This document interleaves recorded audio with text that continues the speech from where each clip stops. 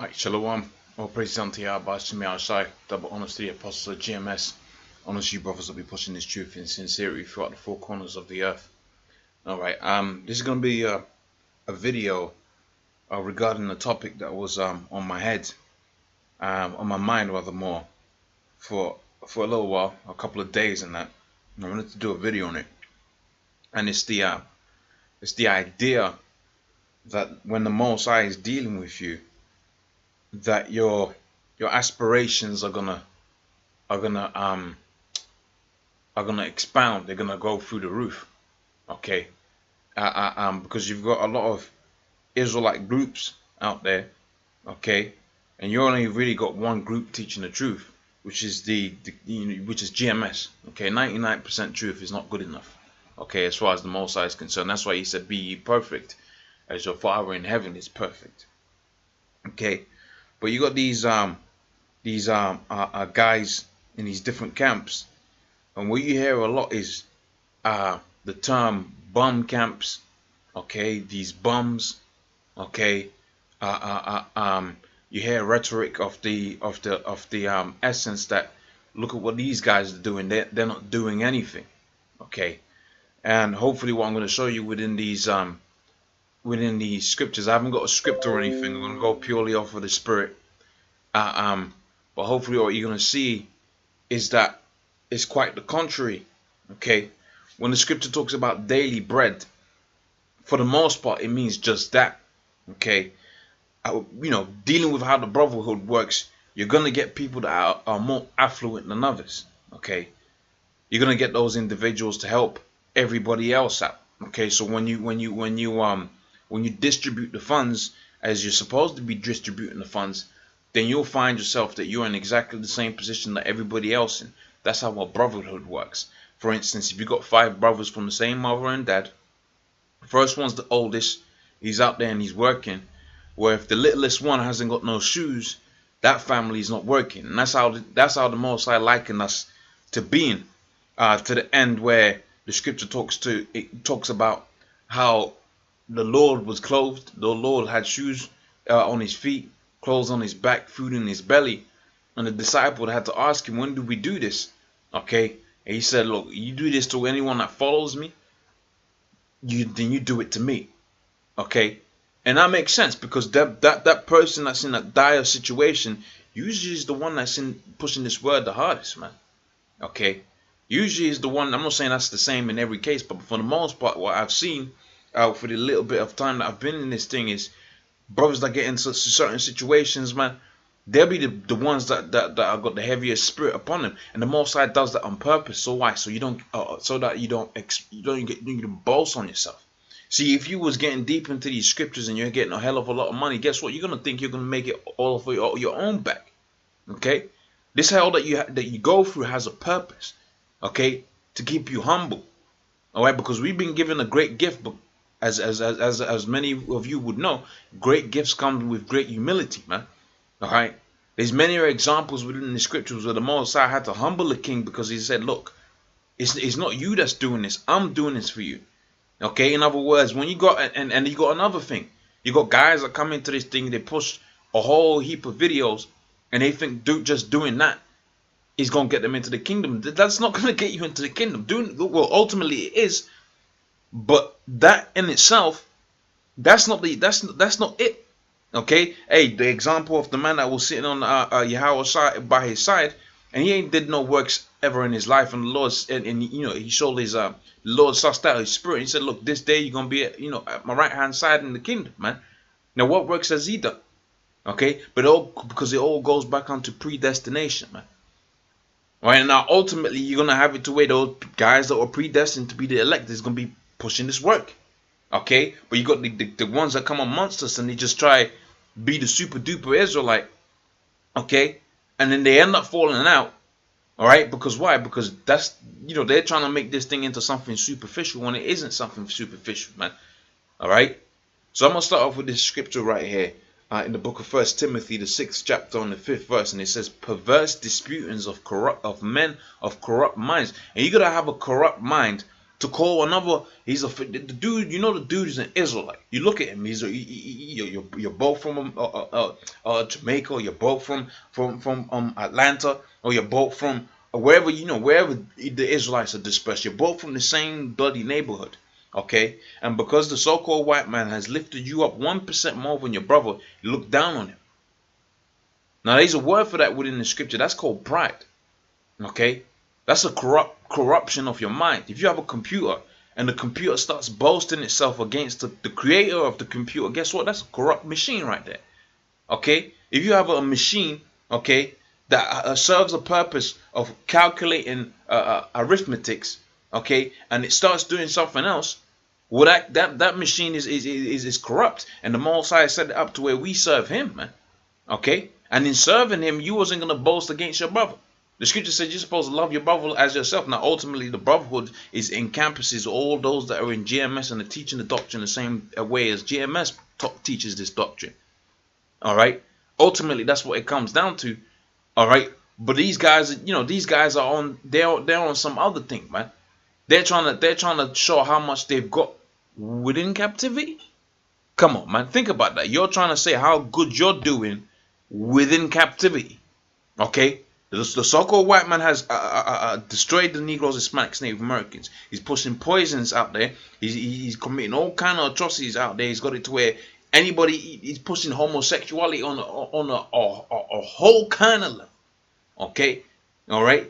We've been completely destroyed, and your rebuttal to us pushing this truth is that you're a bum because you're more in tune with the so-called white man that's destroying the whole earth. You're more closer to his level. That's complete madness, man. Okay, and that's what the scripture says: a perverse disputing of men of corrupt minds. Because if you understood, right, and really the Most High is gonna have it to where your eyes get open. But if you understood, then there'll be no problem, man. There'll be no problem. You'll be like, God damn it, I got some money in my pocket. Let me go help these brothers out because they're pushing this word out heavy because they do understand and I don't understand. Therefore, let me get the understanding by basing myself and fashioning myself to the way they fashion themselves, man. Okay? And then he says, the scripture says, destitute of truth. Now, let's get into this word, destitute. Okay? Get into the word destitute. All right? So, that's, Strong's G. Okay? All right? This is apostereo. Okay? Which means to defraud, to rob. Okay, so they've been robbed of what? They've been robbed of the truth. Okay, all right. It says destitute of truth. They've been robbed of the truth by who? By the so-called white man, the devil, right? Spiritual demon, Satan. Because why? Because when you go into the scriptures in the book of Hebrews, around about Hebrews 11 and 7 tells us what then is is it Hebrews? No, Romans the 11th chapter and the 7th verse. It says how that the elect was going to receive this truth. Okay, but as the scriptures say, if David said, let their tables become a snare. So they think they're getting into these scriptures. They think they get into this truth, but they've been robbed of that truth. That's been taken away from them. Because why? Because ultimately the Most High set it up to where there was going to be Israel of the Most High, pursuant to the book of Galatians 6 and 16. All right, and there was just going to be the rest. It's the regular Israelites going about their own business. Okay, but now they see the magnitude of the power supping with the men of the Lord. They get jealous of that, and now they start coming up against this truth. And the only one thing that they can really come up on is the fact that the Most High set it up to where the men that was going to push His word, okay, was going to come humble and lowly rather more. Okay, and loneliness comes with it too, because hey, that's a spirit. Because you're gonna be a soldier in this thing. Okay, all right, but the Most High set it up to where the people that was going to obtain such great power. I mean, to understand the scriptures, you're talking about, generations and generations of understanding them, man. History, scriptures, okay, prophecies, laws. And the Most High is just going to give it to a guy that's already got money in his pocket. No, the Most High was going to give it to the lowly, man. Okay, that's why it said within the book of Psalms, the 37th chapter, the meek shall inherit the earth. Okay, and hey, man, if you got some money in your pocket, well, good for you. Make sure your brothers is eating. No, I'll say that. Make sure your brothers is eating. I mean, you ain't gonna, you got a few, bits and pieces. You can make moves and that. Well, don't forget about your brothers, man. You gotta treat them as your own flesh. Okay, just like how you have your kid. Okay, you got a kid. Okay, or a wife. Okay, she, you might not give her the, your car or something like that. But she's not supposed to be out there sleeping on the streets or something like that. If you get what I'm trying to say, in a roundabout way, you gotta use judgment, man.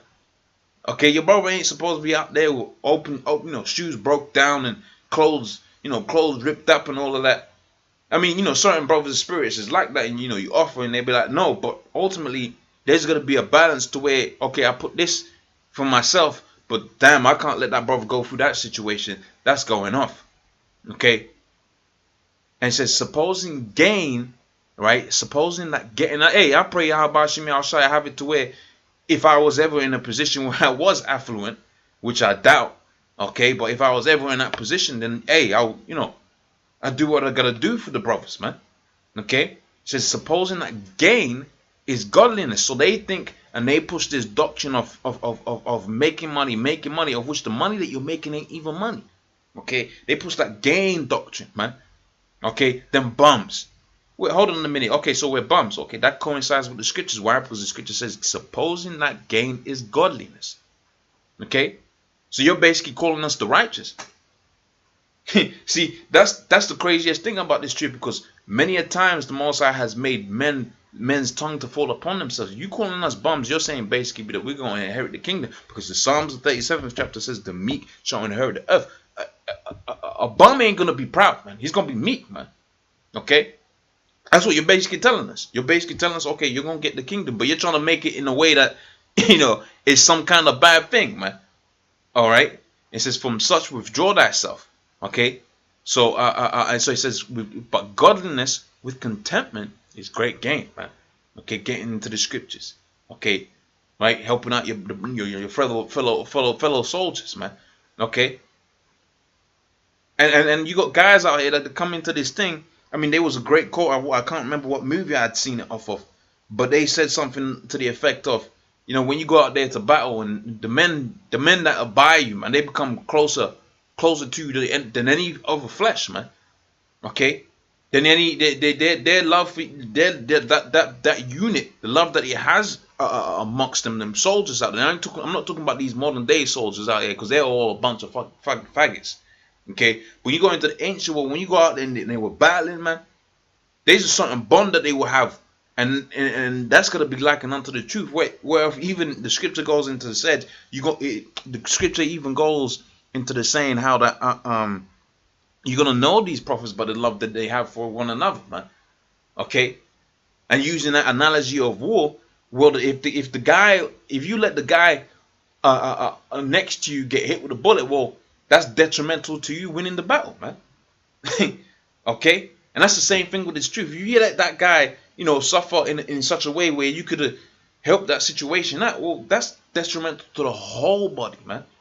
Okay, that's detrimental to the whole body, man. And that's how these guys ain't got the spirit, because if they were of a mind like that, they'll be like, okay, here's some, these guys ain't doing so well. Here's the money then. Because as much as you like to scoff about the stuff that we push, okay, ultimately the whole of Israel is edified, man. Ultimately, the whole of Israel, as much as they like to scoff, as much as you Negroes, Hispanics, Native Americans like to scoff about this truth, you still get edified, man. Okay, good dudes going into the blue letter because of Elder Tahat. Okay, we're on both sides of the war. Okay. Okay, it's like the nuclear weapon. Everybody's using it now. I started off with with Esau. I believe it was the German scientists that they had imported out there into America. Now everybody's got it. It's the same thing with this truth. There's tools and edifications that the elders have pushed out there, and everybody uses it. So everybody's edified. But guess what? The Most High set it up to where you guys are going to be blinded with this thing. Okay, and you made this thing into a superficial thing and taking away the godliness out of it. All right. So let me go on to the last final. I was going to get some more precepts, but the Spirit had it to go another way. So I wanted to get Wisdom of Solomon, the 5th chapter, and where is it? It says, "Made no account of their labors." Okay. I want Wisdom of Solomon, the 5th chapter, not the 1st chapter. That's why I couldn't find it. All right. So bear with me. Let me just get this scripture loaded up. Okay, so 5 and 1. Okay, this is Wisdom of Solomon. Does it even? God has it. I gotta click this. Okay, so Wisdom of Solomon, the 5th chapter, and it is the first verse. So it says, "And then shall the righteous man stand in great boldness." It says, "Then," not now. Okay, this is a time to be lowly, time to be humble. Okay, hey, when you're smiling, hey, you always have it in the back of your mind that, look, man, you know, what if the Most High has it to where I don't make it? And that will inspire you to do more works, man. To push this word harder, man. It'll keep me more humble, man. Hey, that simple thought pattern. Not so much how did the Most High might have mercy upon you, but really that you don't deserve mercy. That thought pattern will keep you humble, man. And the scripture says how the Most High he gravitates to that person that's in that lowly spirit, man. I'm not saying feel sorry for yourself. There's a difference. Okay, there's feeling sorry for yourself, which is detrimental to the whole body, because that's a demon in itself, man. Okay, brothers is all edifying and teaching each other, and Mr. Feel sorry for himself comes through the room and woe is me, woe is me. Now the whole Bible learning has gone out the room. Okay, being humble is just being humble, man. It's about thinking about yourself last. That's the easiest way to think about humility, man. Okay, or you shouldn't be thinking I ain't got this, I don't have that. You should be like, look, man, what does that brother don't have? Let me see if I can help him out with that situation. That's humility right there. Okay, just in a nutshell.